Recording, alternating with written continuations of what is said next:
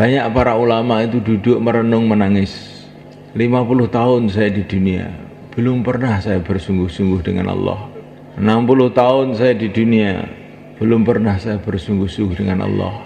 Sedangkan waktu sudah dekat untuk menghadap pada Allah. Ini kita renungi. Inilah masalah kita yang terbesar, mereka.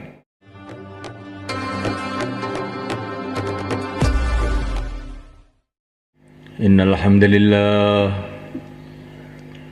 nasta'inuhu wa nastaghfiruhu wa nu'minu bihi wa natawakkalu alayhi wa na'udzu bihi min shururi anfusina min sayyiati a'malina may yahdihillahu fala mudilla lahu wa may yudlil fala hadiya lahu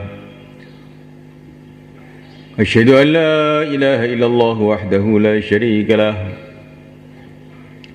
وأشهد أن سيدنا مولانا حبيبنا محمدا عبده ورسوله اللهم صل وسلم وبارك عليه وعلى آله وأصحابه والتابعين لهم إلى يوم القيامة أما بعد فقد قال في كتابه الكريم إن الذين قالوا ربنا الله ثم استقاموا تتنزل عليهم الملائكة ألا تخافوا ولا تحزنوا وأبشروا بالجنة التي كنتم توعدون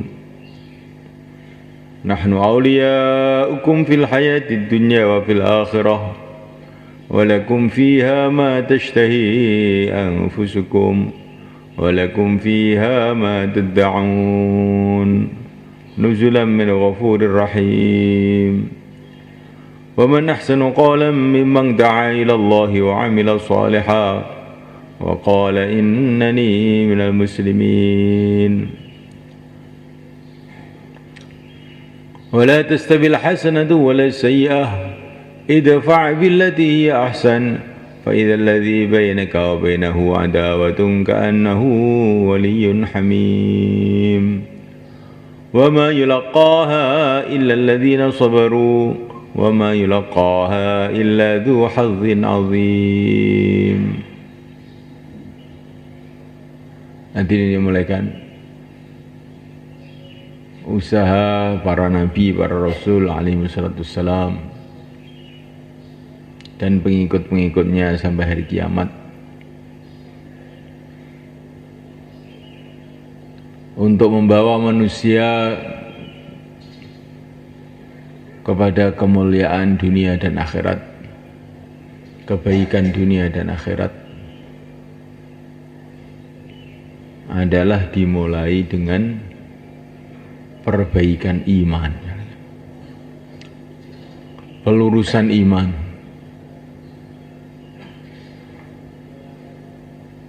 Dan pelurusan iman ini dimulai dengan dakwah iman.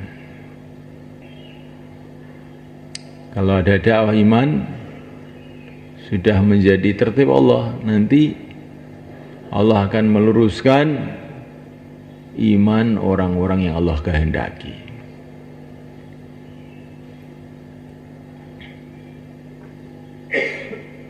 Maka buatlah suasana dakwah iman ini di mana saja kita berada,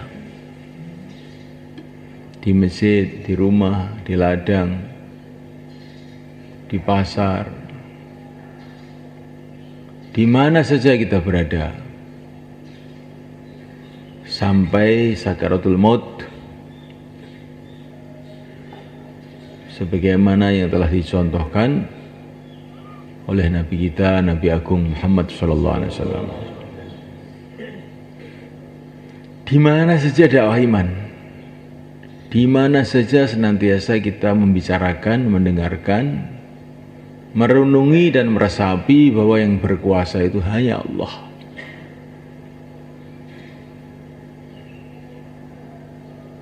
Makhluk tidak berkuasa apa saja. Hanya Allah yang berkuasa. Makhluk itu tidak ada, hanya diadakan oleh Allah. di mana saja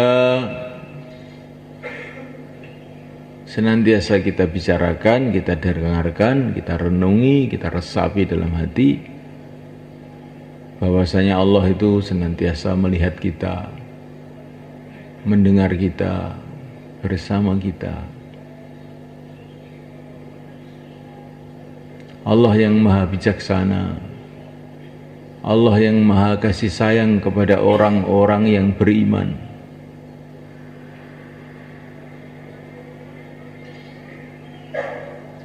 Sehingga kita ini merasa dekat dengan Allah, senantiasa merasa dilihat oleh Allah, didengar oleh Allah. Harapan hanya kepada Allah. Ini langkah pertama sebenarnya. Sekian lama kita hidup di dunia ini, sudahkah kita ini betul-betul merasa dilihat oleh Allah? Sudah sekian lama kita hidup di dunia ini, apakah kita betul-betul harapan kita hanya kepada Allah? Sudah sekian lama kita belajar agama ini, apakah hati kita sudah ada perubahan? Sehingga kalau mendengar asma Allah, hati kita gemetar. Wa idza dzukirallahu wajilat qulubuhum. Bila disebut asma Allah, orang-orang yang memang hatinya itu punya hakikat iman, hatinya akan gemetar.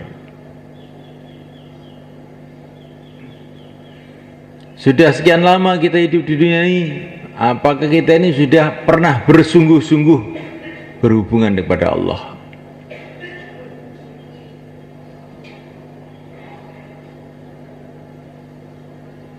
Banyak para ulama itu duduk merenung menangis.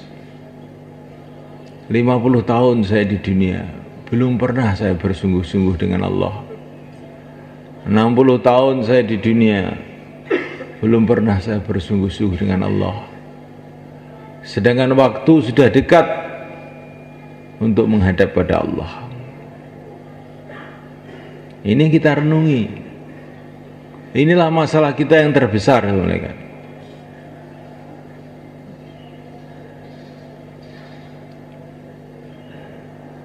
Memang kita sudah beramal, tetapi apakah kita sudah bersungguh-sungguh dalam amal?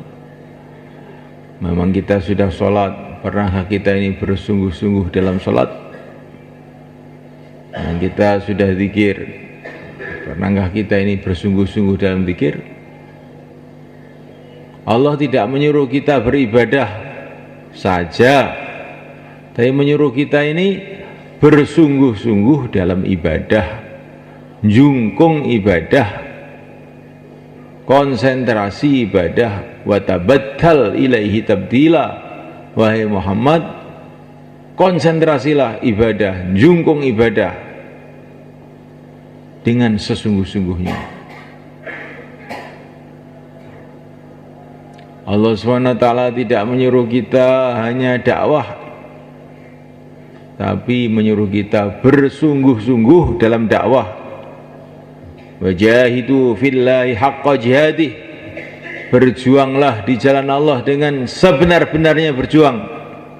Wastabakum, karena Allah telah memilih kamu semua. Allah telah memilih kamu menjadi umatnya Rasulullah SAW. Kamu harus bersungguh-sungguh.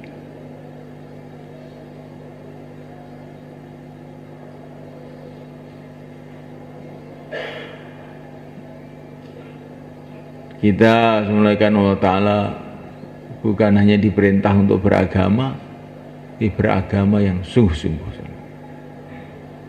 Dan ini kuncinya itu dalam dakwah semulaikan. Maka Allah berfirman, "Waman ahsanu qawla mimman da'a ilallah." Siapakah yang lebih baik agamanya? Qawla ini kalau dalam tafsir-tafsir itu maknanya agama. Siapakah yang lebih baik agamanya? Melebihi orang yang senantiasa mengajak kepada Allah dan beramal soleh. Lebih baik agamanya itu bagaimana maksudnya? Imannya kuat, amalannya sungguh-sungguh, komplit. Imannya kuat, amalannya sungguh-sungguh dan komplit. Ibadahnya tertib, sungguh-sungguh, dimulai dengan sholat 5 waktu berjamaah, sholat sunnah qobliyah, ba'diyah, isyraq, duha, awabin, tasbih, tahajud, witir. Witir ini penting mulai kan. Kalau menurut Imam Abu Hanifah, witir itu wajib. Jangan sampai orang itu nggak witir, itu jangan sampai. Insyaallah mulai kan.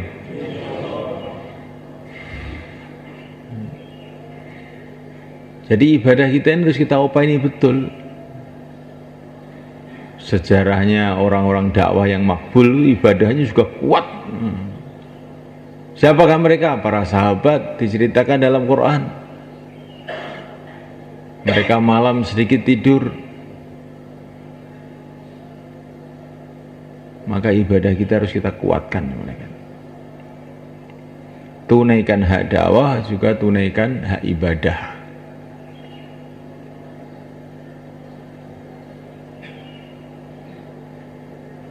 Muadzin karena dia ini pikirnya mengajak orang untuk sholat, maka dia datang duluan. Dai karena pikir dia itu untuk menghidupkan adzan, bukan mau adzan dai itu. Bagaimana semua orang, semua masjid ada muadzinnya, itu pikirnya dai. Maka dai itu datangnya ke masjid sebelum muadzin. Kalau muadzin datangnya sebelum orang sholat, kalau dai datangnya sebelum muadzin. Insyaallah mulai kan? Karena Allah, bukan karena apa-apa. Bukan supaya dikatakan ini orang yang sungguh-sungguh dalam agama, bukan. Perkataan orang itu gunanya apa atau semua kan? Kalau semua orang di seluruh dunia memuji kita, menganggap kita ini orang baik, tetapi akhirnya nanti di akhirat kita tidak dinilai baik oleh Allah, apa gunanya? Nggak ada gunanya.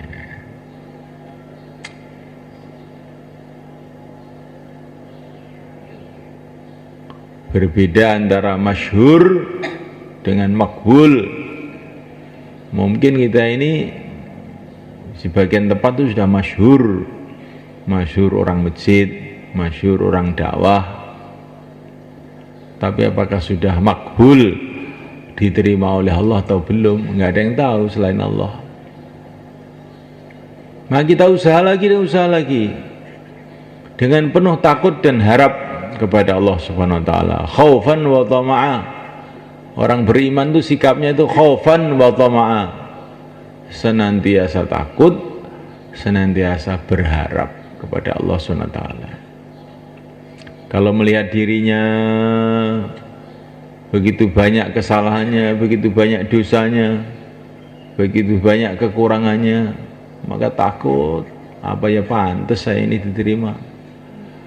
Tapi kalau melihat rahmat Allah yang maha luas, kasih sayang Allah yang enggak ada batas, maka hati itu dipenuhi dengan harapan.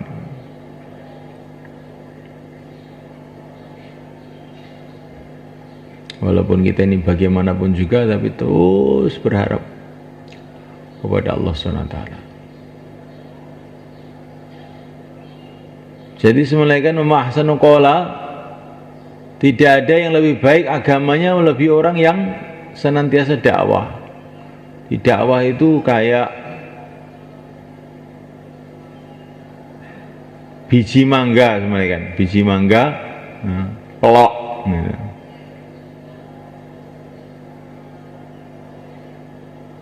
Pelok itu kelihatannya ya pelok, biji mangga.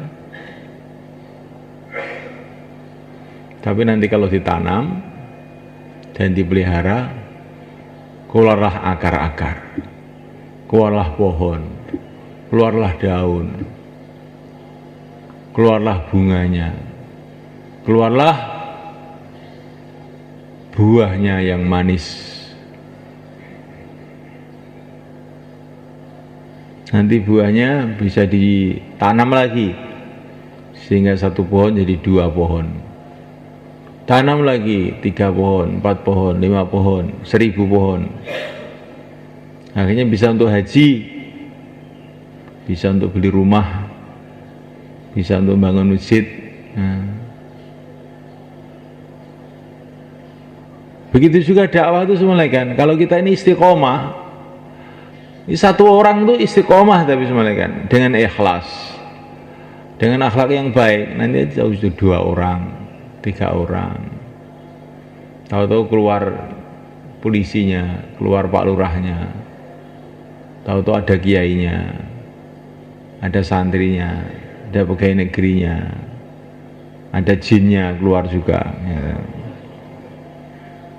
Banyak karun-karun jin itu semuanya kan. Walaupun kita nggak bisa melihat itu. Masa itu? Iya. Itu sudah diceritakan dalam Quran. Saya bukan bisa melihat jin. Kata Imam Syafi'i, kalau orang mengatakan melihat jin, sudah tidak berhak jadi saksi di pengadilan. Karena ini orang ini biasanya agak miring ini otaknya ini. Kayak dukun-dukun itu biasanya kan agak miring-miring gitu otaknya itu.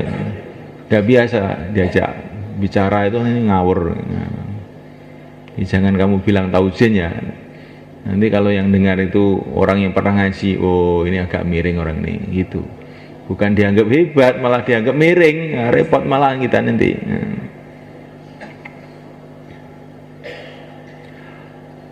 Jadi semulaikan Allah SWT. Dakwah itu seperti itu. Kalau kita istiqomah, maka keluar macam-macam makhluk. Datang macam-macam makhluk. Misalkan saya istiqomah dengan ikhlas, dengan tertib yang benar. Itu dohir luarnya dakwah. Batinnya juga begitu. Kalau dakwah itu istiqomah, nih tahu-tahu sholatnya itu tambah khusyuk, zikirnya tambah baik, akhlaknya tambah baik. Kalau setelah dakwah punya utang nggak mau nyaur, oh dakwahnya nggak istiqomah, ini jelas ini. Kalau dakwah itu istiqomah, zahir batin, akhlaknya mesti baik, muamalahnya juga mesti baik, nggak mau ngelep hartanya orang itu. Jadikan takmir masjid malah uangnya masjid dilep. Itu bahaya loh semuanya kan. Uang istimai, uang masyarakat itu lebih berbahaya daripada uang infiradi. Jadi kita nyolong uang masjid itu atau utang nggak dikembalikan. Utang pun sudah sebenarnya nggak boleh uang masjid itu utang. Apalagi nggak dikembalikan, tambah itu. Itu lebih berbahaya daripada kita ini nyolong uangnya seseorang. Karena nanti di akhirat kalau kita nyolong uangnya satu orang, yang nuntut satu orang. Tapi kalau kita nyolong uang masjid, mengurangi hak masjid, nanti yang nuntut ribuan orang. Apa nggak bingung kita nanti?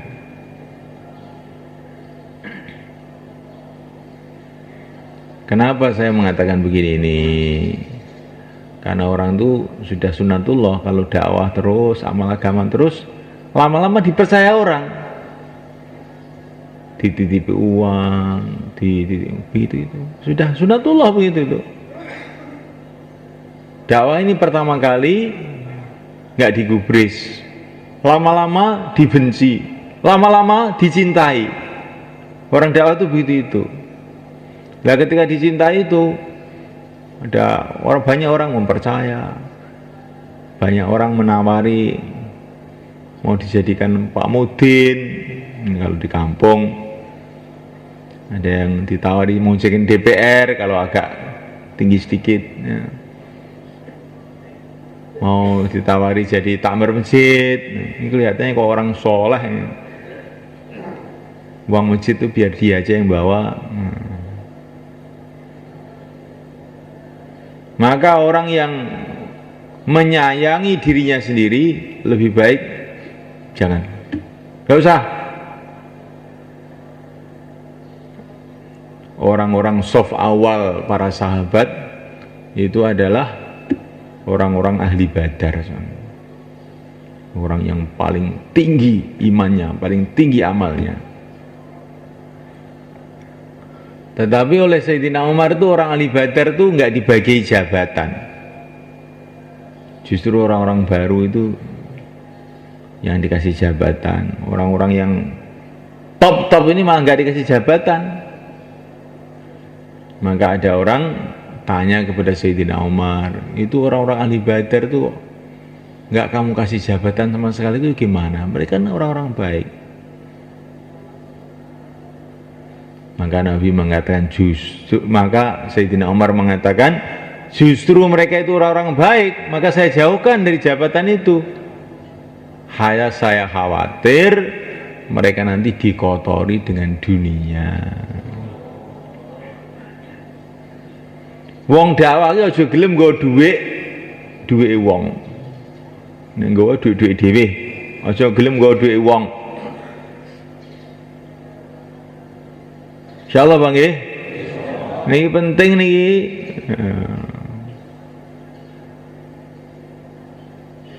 Lan dhuwit istimai, dhuwit umat niku, dhuwit masjid, dhuwit pondok, gitu.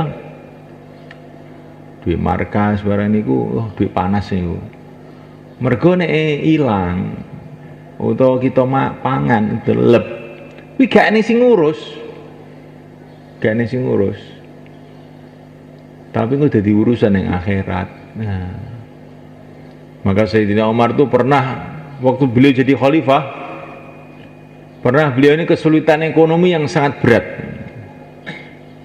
Khalifah kesulitan ekonomi padahal harta seluruh dunia datang. Maka beliau ini utang kepada Abdurrahman ibn Auf. Maka oleh Abdurrahman ibn Auf dikasih tahu, ya Amirul Mukminin, kenapa utang sama saya? Utang aja ke Baitul Mal, ke kas negara. Kan banyak harta di situ. Utang di situ aja, kenapa utang kepada saya? Maka Sayyidina Umar mengatakan, ini setan ini, katanya Sayyidina Umar.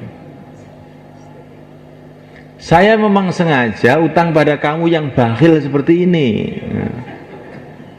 Kenapa? Karena nanti kalau saya utang pada kamu, kamu akan selalu nagih saya, sehingga akan saya kembalikan. Kalaupun kamu nggak nagih, pasti anak-anak kamu, istri kamu akan nagih sama saya. Itu. Tapi kalau di Baitul Mal, nggak akan ada orang berani nagih saya. Akhirnya saya ditagih oleh Allah di akhirat. Memang saya sengaja mau utang sama orang bakhil seperti kamu.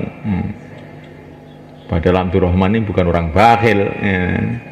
Tapi memang Sayyidina Umar itu kadang-kadang kalau ngomong nyelekit gitu tuh. Biar jadi pelajaran buat para sahabat. Nah.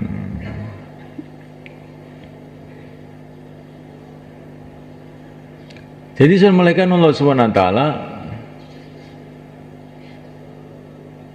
karena kita ini dalam dakwah ini kita akan menghadapi macam-macam ujian.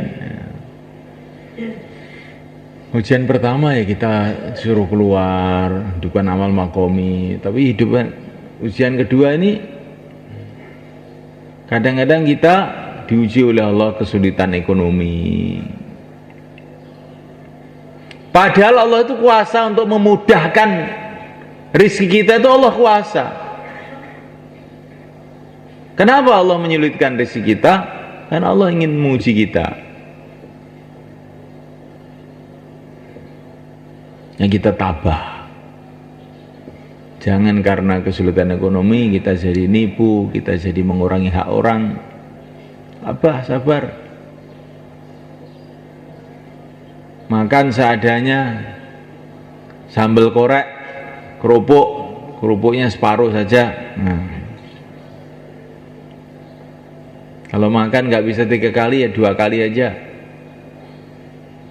Dulu umumnya para sahabat tuh makan 2 kali, makan 3 kali itu nggak usum. Bahkan Nabi itu suka kalau orang tuh makan sekali saja. Sekarang itu yang paling miskin pun 3 kali. Yang katanya utangnya banyak, kesulitan, hidupnya pas-pasan, itu makanya 3 kali, dan itu sak piring semunjung gitu. Tandanya apa? Tandanya bayan subuh ngantuk, itu tandanya. Ada sahabat, ada seorang istrinya Nabi itu makan 2 kali sehari, maka ditegur oleh Nabi. Kamu nggak ada kerjaan selain makan, katanya Nabi. Makan 2 kali itu loh sudah ditegur sama Nabi. Gak punya pekerjaan apa? Makan aja.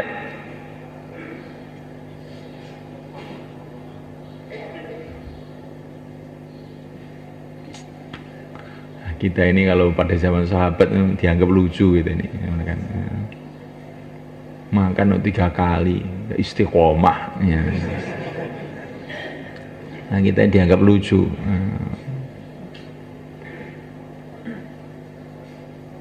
Gak punya pekerjaan selain makan. Sudah makannya banyak, masih mengeluh lagi, katanya hidupnya pas-pasan. Mestinya sudah berlebih-lebihan, tapi karena kita ini rakus, perasaan kita ini kurang aja. Kalau kita ini ingin kehidupan yang baik, ikutilah kehidupan orang-orang dulu itu. Jadilah kamu orang yang nerima apa adanya. Takun aghnan nas, kamu menjadi orang yang paling kaya. Orang kaya itu apa toh? Orang kaya itu yang orang merasa sudah cukup itu kaya.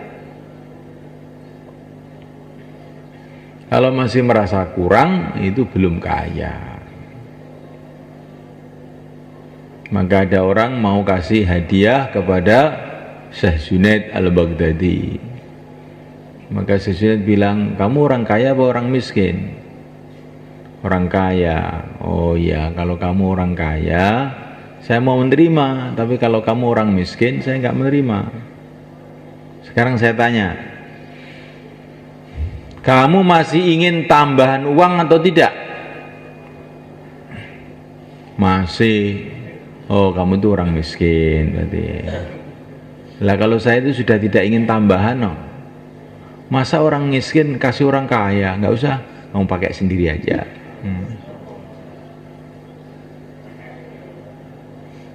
Ulama dulu itu berpikir itu seperti itu.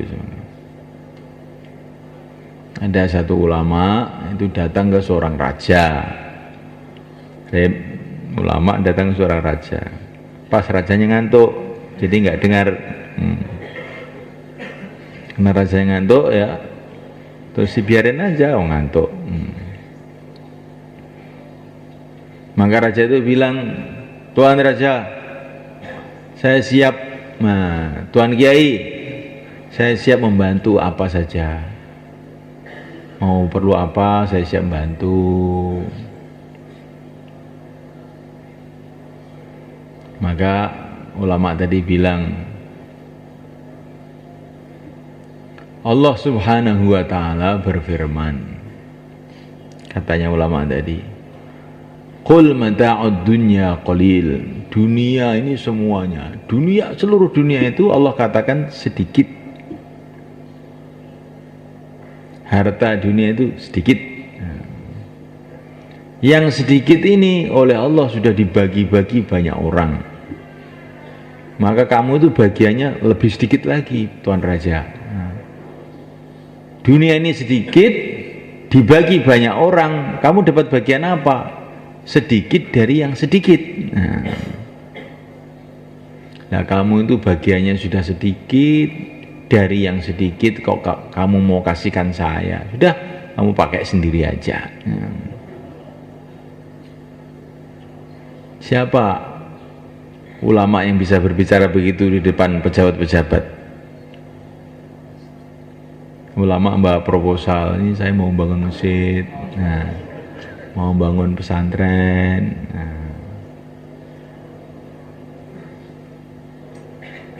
Akhirnya orang-orang dunia itu salah paham, oh ternyata orang agama itu perlu sama saya. Agama itu nggak bisa menyelesaikan masalah kalau nggak dibantu oleh saya, nggak jalan.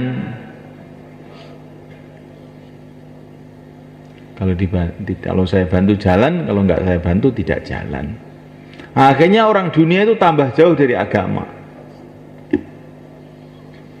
Maka kalau orang agama tomak berharap kepada orang dunia, maka itu sama saja dengan menjauhkan orang dunia dari agama dan menjauhkan diri dia sendiri dari Allah SWT.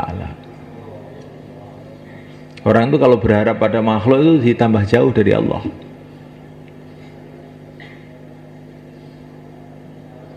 Maka janganlah kita ini tomak berharap kepada bantuan orang dunia.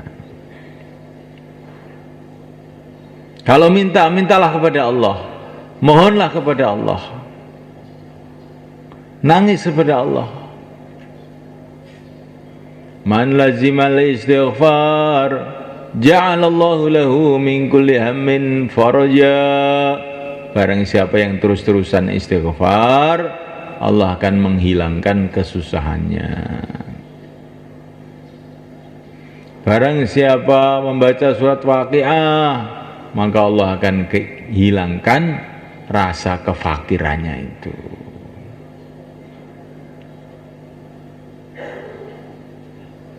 Wong kok urip rasa kurang, ora tau maca surat Waqiah.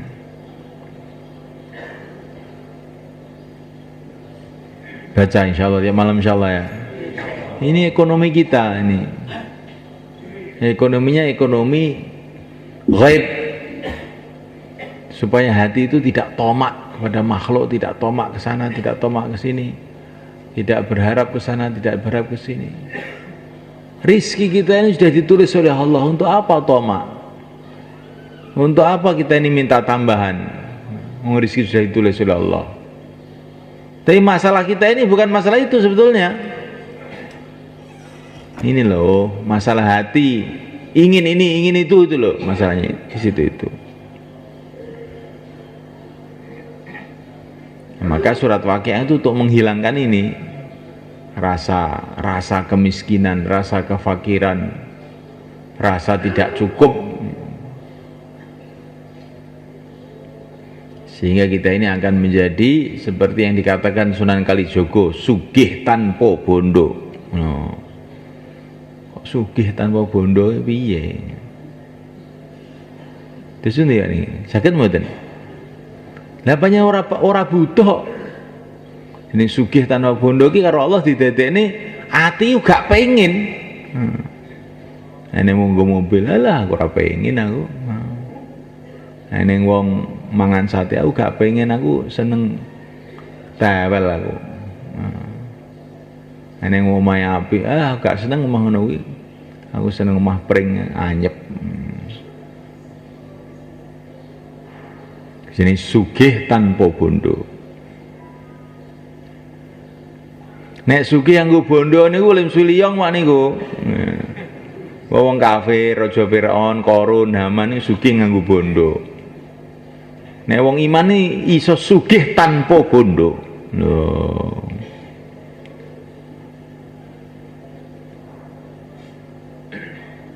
Ora ndek bondo tapi ngrasa cukup ae. Ndek bondo ya ora apa-apa. Gak ndek bondo ya ora ngrasa kurang. Lah nyapa? Omahe gubuk kan ning swarga ya wis duwe omah lho. Nyapa to bingung ya. Walaupun nang donya ora duwe jabatan, sedhi lungkot sedhi raja ning swarga. Nyapa kowe ingah-ingih. Wong iman ngoten niku. Akhire atine niku tenang. Nek sampean mboten purun tenang, aku kudu duwe ngene. Kowe tiwas sengsara atimu lan rezekimu ora bakal tambah. Rezekimu ditulis oleh Allah, gak bakal tambah. Tibah kowe nelongso, ngenes. Ya. Nanti ngenes wae.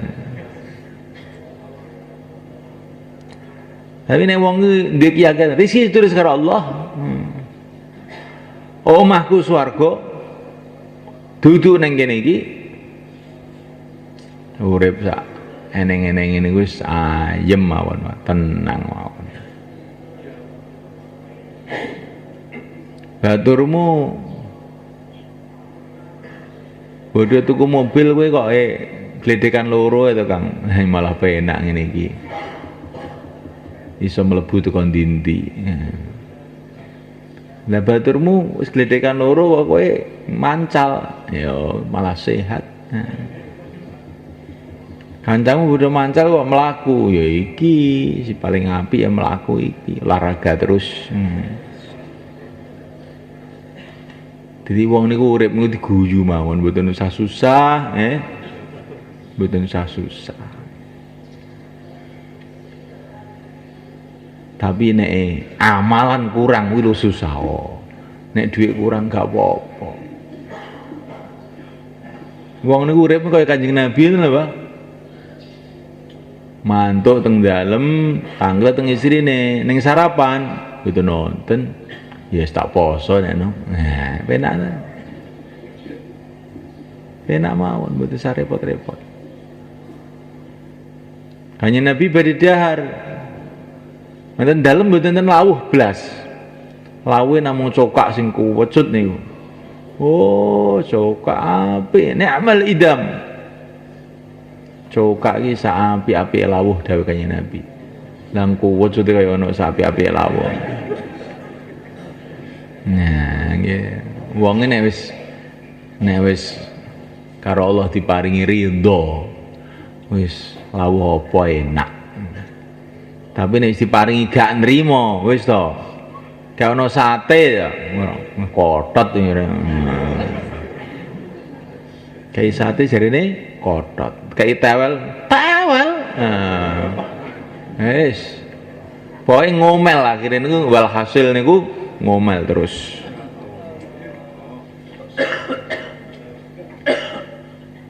Tukane mobil, numpak mobil ning AC, kademen aku ngene iki, gak kuat aku. Nek ra ning AC kok sumuk men ya. Kowe kuwi metu 4 bulan bendang rubah kuwi, aja sambat ini. Insyaallah Bang nggih. Nah niku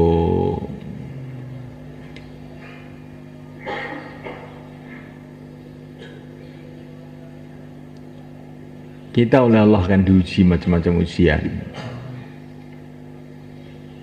Para sahabat itu diuji iman. Pertama kali diuji iman. Teror dari segala arah, ancaman segala arah. Mereka senantiasa tawajuh kepada Allah. Hasbunallah.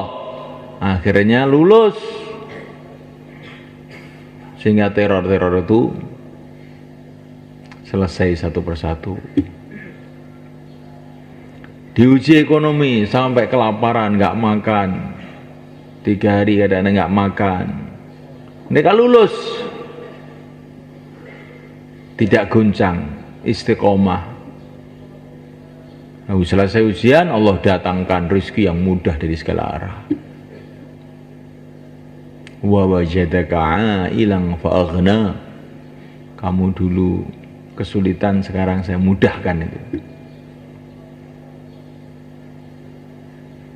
Diuji dengan masyarakat, orang menjauh. Para sahabat istiqomah. Akhirnya orang-orang yang menjauh tahu-tahu mendekat, mencintai semuanya. Makanya kuncinya itu sabar. Insyaallah malaikat. Allah akan menolong orang-orang yang sabar. Yang sabar itu pahit. Tapi semulaikan kalau kita sabar, tabah. Sabar itu bagaimana?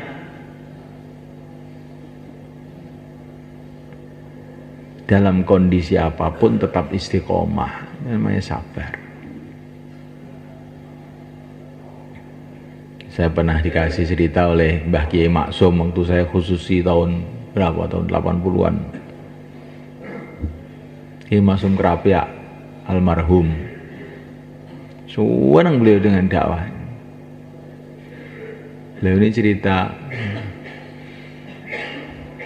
kalau nggak ada dakwah yang sungguh-sungguh, walaupun ada madrasah, ada masjid, ada apa-apa, lama-lama itu akan runtuh. Kayak Andalusia, kata beliau. Andalusia ini pemerintahan Islam, mana-mana masjid yang mewah-mewah, mana-mana madrasah yang mewah-mewah, tapi masyarakat tidak digarap, akhirnya runtuh, kata beliau. Kemudian beliau ini kasih cerita saya, pokoknya sabar, katanya. Saya itu beli tanah, kata beliau, beli tanah dekat pondok ini. Tahun 80-an harganya itu 20 juta loh, nggak salah tuh. 20 juta itu kalau sekarang tuh mahal itu. Zaman dulu 20 juta. Tapi saya ini belum bisa bayar. Tahu tuh datang LB Murdani. LB Murdani itu jenderal sing kurang ajar itu. Orang Nasrani, orang pokoknya orang yang sangat jelek. Sudah mati juga dia itu. LB Murdani itu asalnya orang Aceh semuanya kan. Keluarganya orang Islam semua. Tapi dia diambil orang Nasrani, sekolahkan orang Nasrani, akhirnya jadi Nasrani. Bukan hanya Nasrani saja, musuh agama di mana-mana. Dia datang ke Kiai Ali itu. Ini uang 20 juta. Nggak mau, katanya. Dalam hati saya, kata Kiai Ali, kasih sama orang kafir. Nggak mau saya.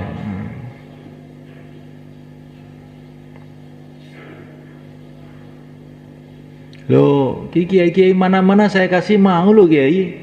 Kok kenapa Pak Kiai nggak mau? Oh, itu kan kiai besar, katanya beliau. Imannya sudah kuat, kalau saya imannya belum kuat nggak mau, katanya.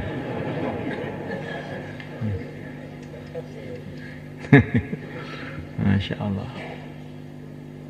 Sudah, kalau nggak mau uang itu mobil, saya bawa mobil baru itu di depan itu untuk Pak Kiai. Saya sudah punya mobil, katanya. Saya sudah punya mobil, untuk apa mobil lagi? Akhirnya LB Murdani pulang. Ya, saya dikasih orang kafir nggak akan mau saya. Saya minta sama Allah saja. Saya sholat 2 rakaat, kata beliau. Setelah sholat 2 rakaat, saya membaca doa kesaktian yang dikasih oleh guru saya. Apa doanya? Baca Fatihah 21 kali. Dan ketika membaca ayat iyyaka na'budu wa iyyaka nasta'in, diulang-ulang 21 kali juga. Bacanya 21 kali, setiap iyyaka na'bud diulang-ulang 21 kali. Itu katanya guru saya, senjata pamungkas. Dadal kabeh. Ini kula warai khusus kangge tiyang sing mboten ngantuk nih. Wong ngantuk ben susah terus ben.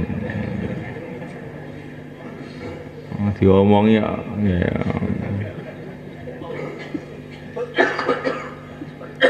Katanya Kiai Ali ini baca beberapa hari begitu, sholat 2 rakaat, baca surat Fatihah 21 kali, iyyaka na'budu 21 kali, tiap satu baca.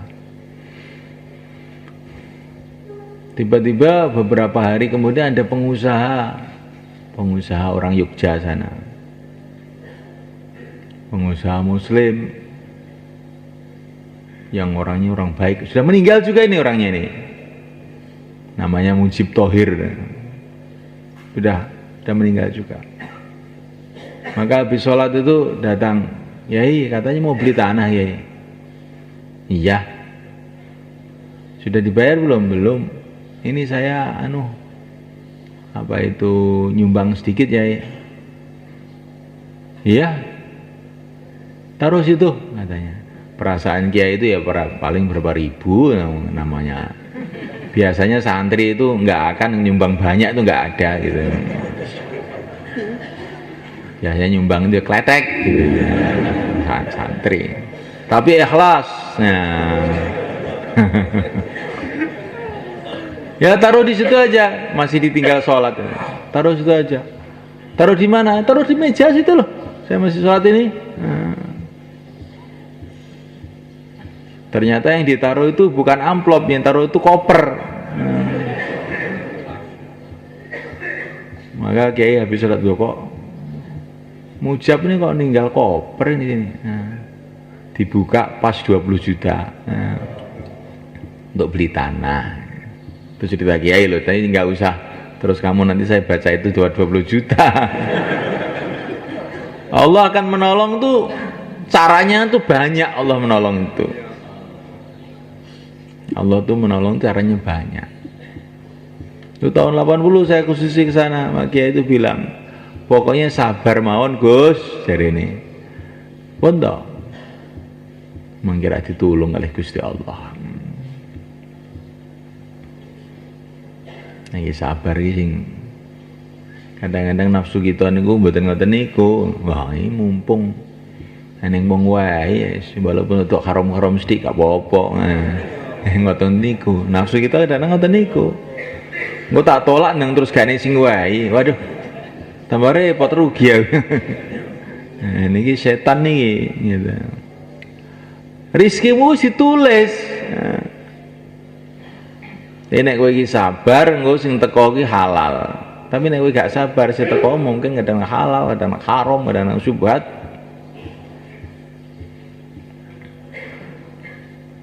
Iki cerita. Jadi sampeyan nek sowan-sowan kiai niku sampean njaluk donga ngoten niku. Aja sowan kiai niku sing tata krama ora entuk manfaat.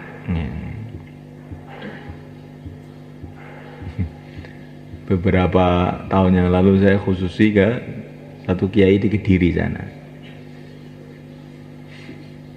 Di pintunya itu ditulisi okeh wirid, okeh duit. Loh. Saya itu heran, itu kiai ini gimana sih kok ini? Maka saya tanya, ini tulisannya kok begini, gimana tuh kiai? Saya itu nggak punya duit. Gak punya apa-apa. Istri saya itu loh dulunya itu pegawai gudang garam. Sudah, saya ini orang yang melaratnya itu setengah mati. Tapi saya tiap hari baca selawat. Tiap hari itu 10.000 saya. Allahumma sholli wa sallim ala sayyidina Muhammad. Sekarang saya bisa bangun masjid, bisa bangun pondok, bisa apa-apa, bisa haji. Nah. Karena terkesan dengan selawat ini, maka saya tulis banyak wirid, banyak duit, saya bilang gitu. Tapi setelah saya tulis begini, ini banyak santri saya yang tanya, saya sudah banyak wirid, kok duitnya nggak datang ya?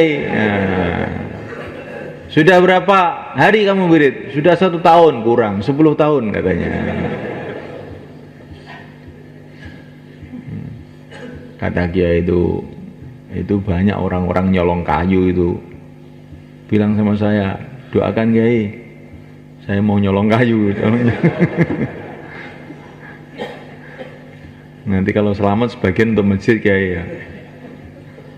Tapi ini rahasia, ini ada polisi enggak ini enggak?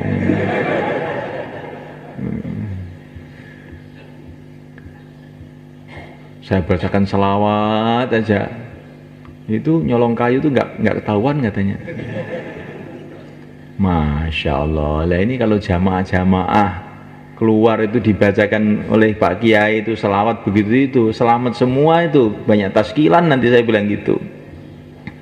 Kok selawatnya untuk nyolong kayu ini gimana? La haula wala quwata illa billah. Ya. Tapi ringkasnya itu di sini ini pelajaran. Orang itu kalau memang ingin berhubungan kepada Allah sungguh-sungguh, Allah itu kasih pengalaman. Tapi selagi orang itu pikirannya itu menghubungkan dengan makhluk saja, ya nanti nggak pernah punya pengalaman hubungan kepada Allah.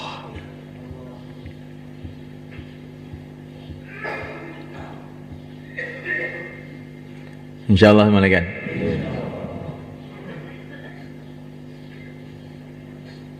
Cuma kita ini sabar malaikat. Dakwah terus menerus dengan perbaikan ibadah, perbaikan muamalah, perbaikan akhlak. Kita juga memperbaiki keilmuan kita juga. Kuncinya di taklim. Nah, itu taklim itu kalau kita baca, sungguh kita renungi itu banyak ilmu-ilmu agama yang ada di situ. Tapi sudah dirangkum oleh Syekh Zakaria ini sehingga mudah dipahami orang umum. Dibaca sungguh-sungguh. Kalau ada masalah apapun,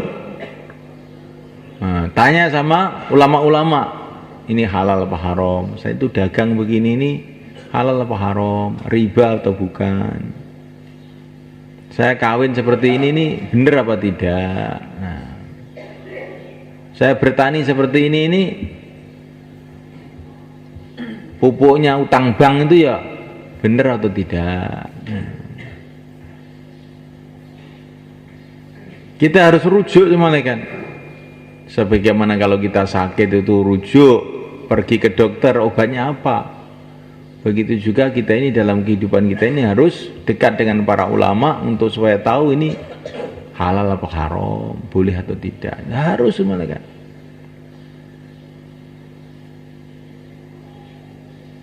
Maka orang-orang dulu itu kalau mau bikin rumah itu mikir dulu. Kasih nasihat sama anaknya, kalau kamu mau bikin rumah ada syaratnya. Pertama kali cari kampung yang di situ ada ulama. Karena kalau kamu tidak dekat dengan ulama bahaya. Nanti kalau kamu nggak bisa tanya halal haram gimana? Kamu hidupnya jadi haram terus.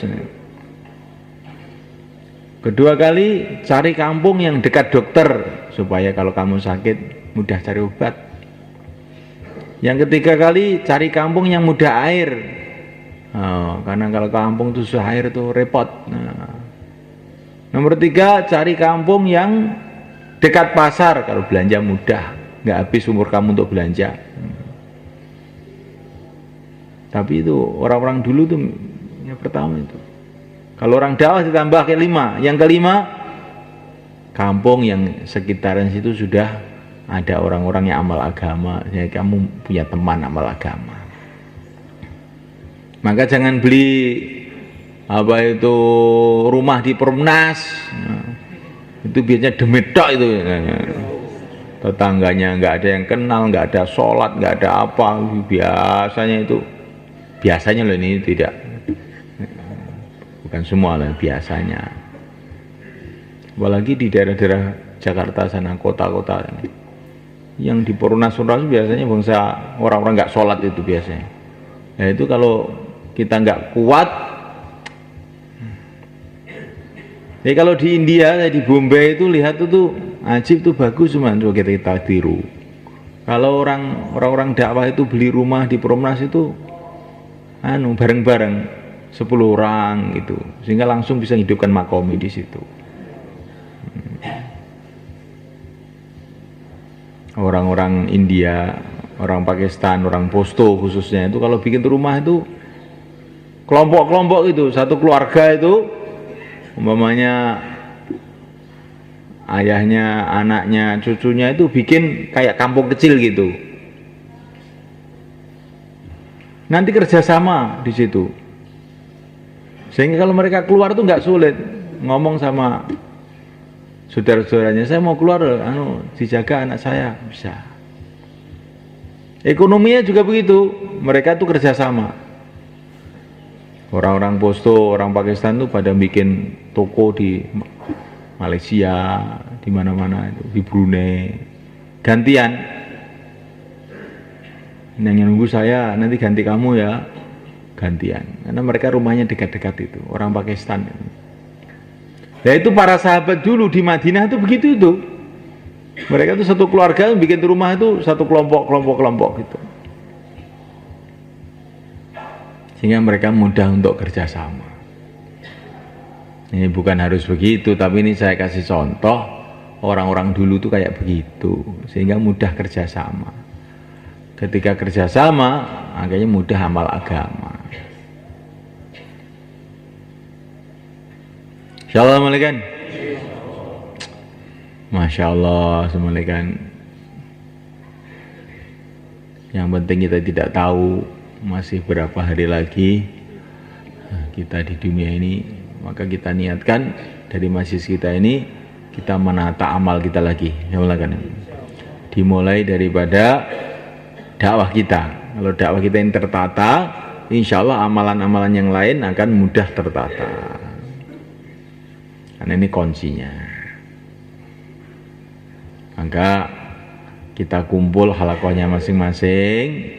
Kemudian langkah pertama, kapan 2,5 jam kita, jauhlah pertama kita, jauhlah kedua kita, 3 hari kita, 40 hari kita. Dan kapan 4 bulan kita, yang belum 4 bulan. Insyaallah kan? Yang sudah 4 bulan, coba ditingkatkan. Sekarang saya niat tiap hari 8 jam, atau setiap bulan 10 hari, atau setiap tahun 4 bulan. Sepertiga hidup. Insyaallah kan? Ini kelas 2 ini. Kelas pertama itu 2,5 jam, 3 hari, 40 hari, 4 bulan. Usaha kita ini meningkat, ditata sehingga bisa lebih banyak lagi waktu untuk kerja agama ini. Tiap hari 8 jam. Kalau bisa setiap bulannya juga ditingkatkan. Diusahakan tiap bulan 10 hari, tiap tahun 4 bulan. Dan kita jangan merasa berat malaikat. Kita ini memang nggak lama loh hidupnya malaikat. Coba lihat orang-orang dunia itu di sawah berapa jam tiap hari, bertahun-tahun. Karena urusan dunia orang telah berkorban habis-habisan. Maka untuk urusan agama, kalau kita meningkat pengorbanannya, tidak salah. Insyaallah kan? Sekarang kita kumpul perhalakoh malaikat, berzun kayak malam tadi malam.